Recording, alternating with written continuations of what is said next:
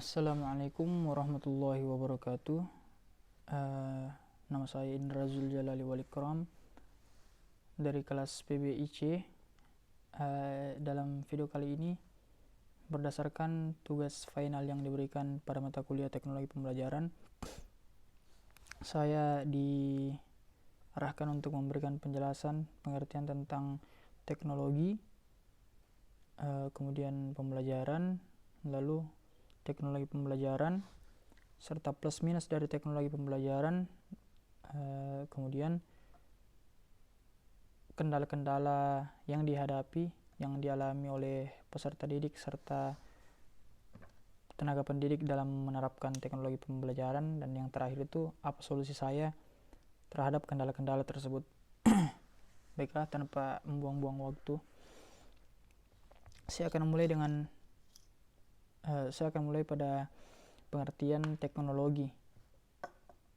Teknologi berdasarkan dari beberapa referensi yang saya baca atau yang saya cari, kemudian saya simpulkan menggunakan bahasa saya sendiri. Menurut saya itu teknologi adalah sarana yang berasal dari ilmu pengetahuan dari manusia yang kemudian menciptakan berbagai macam alat yang berfungsi atau dimaksudkan untuk mempermudah pekerjaan maupun kehidupan manusia. Kemudian teknologi ini adalah sesuatu hal yang semakin berkembangnya zaman, semakin tua kehidupan ini, maka teknologi akan semakin canggih dan semakin berkembang. Seperti itu. Dan juga teknologi ini mencakup berbagai macam bidang, sangat banyak bidang. Di antaranya itu ada bidang pendidikan, informasi, komunikasi, maupun transportasi. Teknologi sudah mencakup sangat banyak hal. Seperti itu. Dan yang kedua adalah pembelajaran. Pengertian pembelajaran itu adalah interaksi yang dilakukan oleh dua belah pihak, yaitu peserta didik dan tenaga pendidik, atau bisa kita sebut guru dan murid atau siswa, yang dimana guru di sini atau tenaga pendidik di sini menjadi sumber dari informasi dan ilmu pengetahuan yang kemudian ingin disalurkan kepada peserta didik atau siswa dengan tujuan atau dengan harapan memberikan perubahan kepada peserta didik tersebut. Perubahan dalam artian yang tadinya peserta didik tersebut belum mengetahui menjadi mengetahui akan suatu hal, dan juga untuk mengasah keterampilan, kemampuan, skill, dan bakat mereka di berbagai macam bidang. Seperti itu. Dan kemudian teknologi pembelajaran, jika kita gabungkan berdasarkan apa yang saya katakan tadi, kita gabungkan teknologi dengan pembelajaran, maka dapat kita sebut bahwa teknologi pembelajaran itu adalah proses belajar mengajar yang dilakukan oleh peserta didik serta tenaga pendidik yang kemudian dikombinasikan dan dicampur tangani oleh teknologi dengan maksud untuk mempermudah dan memperlancar proses belajar mengajar. Contohnya itu sangat banyak, dan juga dalam pembelajaran teknologi yang dapat kita lihat dengan nyata itu dengan sangat sering itu menggunakan smartphone, gadget. Baik peserta didik maupun tenaga pendidik pasti menggunakan gadget. Dan juga contoh-contoh teknologi pembelajaran yang paling sering kita terapkan itu adalah menggunakan aplikasi.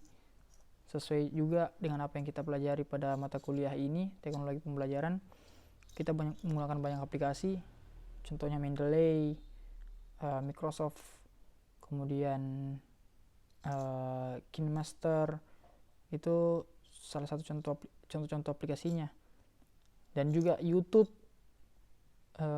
WhatsApp, serta Edlink itu merupakan sarana-sarana yang dapat membantu proses belajar mengajar.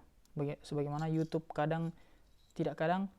YouTube itu selalu menjadi pusat dari video-video edukatif yang berisi ilmu pengetahuan, kemudian juga dapat disalurkan melalui WhatsApp, disebar melalui WhatsApp, dan seperti itulah. Kemudian plus kita melangkah kepada kekurangan dan kelebihan atau plus dan minus dari teknologi pembelajaran. Sebenarnya keuntungan dari teknologi dalam pembelajaran itu sangat banyak, tapi bagi saya yang paling berdampak itu adalah fleksibilitas yang dihasilkan oleh teknologi. Fleksibilitas yang saya maksud adalah itu terbagi menjadi beberapa bagian. Yang pertama itu informasi dapat diterima dengan sangat mudah, dan juga seseorang dapat bertukar informasi dengan sangat-sangat mudah menggunakan teknologi. Kemudian yang kedua itu segala keingintahuan dari peserta didik, tidak hanya peserta didik, semua orang, segala keingintahuan itu bisa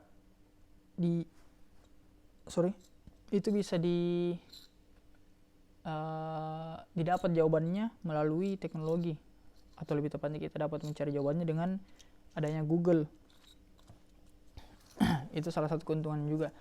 Kemudian salah satu fleksibilitas yang saya maksud itu proses belajar dan mengajar dapat dilakukan di mana saja dan kapan saja. Contohnya itu dengan Zoom meeting maupun pembelajaran yang terjadi di WhatsApp, itu semua adalah keuntungan dari teknologi tersebut. Dan bahkan juga sekarang yang diterapkan di kampus kita, Edlink, itu Edlink sangat membantu dalam proses perkuliahan, seperti itu. Tapi di balik banyaknya keuntungan yang diberikan, terdapat juga banyak sekali minus atau kekurangan dari teknologi dalam pembelajaran ini. Contohnya itu menurut saya yang paling berbahaya adalah dalam proses belajar mengajar, kodrat guru itu adalah sebagai sumber informasi, informan, dan juga sebagai sumber ilmu pengetahuan yang kemudian disalurkan ke peserta didik. Ini bisa jadi tergeser dengan adanya teknologi. Mengapa? Karena peserta didik dengan adanya gadget yang mereka miliki masing-masing, mereka bisa jadi berpikir bahwa ilmu yang saya dapatkan bisa jauh lebih banyak dari gadget saya ini dibandingkan dari guru saya. Ini menjadi sesuatu yang tidak bisa dianggap remeh, karena posisi guru ini terancam dengan adanya teknologi. Kemudian yang kedua, kerugian atau kekurangannya tersebut dari teknologi. Teknologi kadang disalahgunakan oleh peserta didik dalam pembelajaran. Contoh nyatanya itu ketika para anak SMA, SMP itu melakukan ujian atau misalnya ujian akhir semester. Mereka, ini contoh nyata berdasarkan apa yang saya rasakan, apa yang saya alami, apa yang saya lihat. Mereka itu sering kali menggunakan handphone mereka sebagai sumber dari jawaban untuk mencari jawaban-jawaban dari soal-soal mereka. Ini tentunya bukan hal yang diinginkan oleh para tenaga pendidik. Kemudian kerugian yang lainnya itu, selain penyalahgunaan dari teknologi tersebut, tingkat fokus mereka pada pembelajaran itu bisa jadi berkurang dengan adanya teknologi. Dan juga kerugian lainnya itu teknologi itu cenderung membutuhkan biaya yang mahal, terutama pada kuota atau data seluler, karena teknologi ini memanglah canggih tapi memerlukan data seluler untuk menjalankannya, seperti itu. Kemudian kita berlanjut kepada kendala-kendala yang sering dialami oleh peserta didik maupun tenaga pendidik. Menurut saya kendala-kendala yang paling sering dialami atau pada umumnya terjadi itu adalah kendala pada jaringan. Jaringan di sini yang saya maksud adalah kadang jika terdapat kelas online misalnya di sekolah-sekolah atau di universitas, jika ada kelas online, seringkali ada peserta didik maupun ada peserta didik atau bahkan tenaga pendidik atau bisa kita sebut dosen ini mengalami koneksi jaringan yang tidak stabil atau bisa dikatakan buruk. Nah, hal ini dapat menjadi hambatan bagi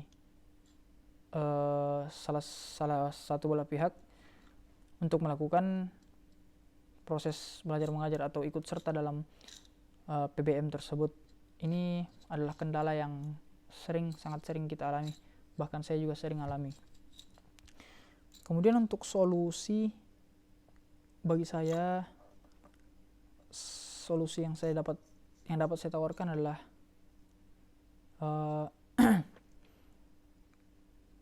kita harus memanage waktu, kapan kita harus melakukan kelas online dan kapan pula kita harus melakukan kelas offline. Karena menurut saya kelas offline dan online itu memiliki keuntungan dan kerugian mereka masing-masing. Jadi ini balik lagi kepada peserta didik dan tenaga pendidiknya, kapan mereka harus pintar-pintar dalam menentukan kapan mereka harus melakukan kelas offline dan kapan mereka harus melakukan kelas online. Jika tidak ada halangan untuk melakukan kelas offline, maka dianjurkan untuk melakukan kelas offline. Sebaliknya juga, kalau ada hambatan dalam kelas offline, boleh kita lebih baik melakukan atau melaksanakan kelas pembelajaran online dengan catatan diusahakan semua peserta didik harus mengikuti kelas online tersebut. Baik, saya kira cukup sampai sini penjelasan saya. Assalamualaikum warahmatullahi wabarakatuh.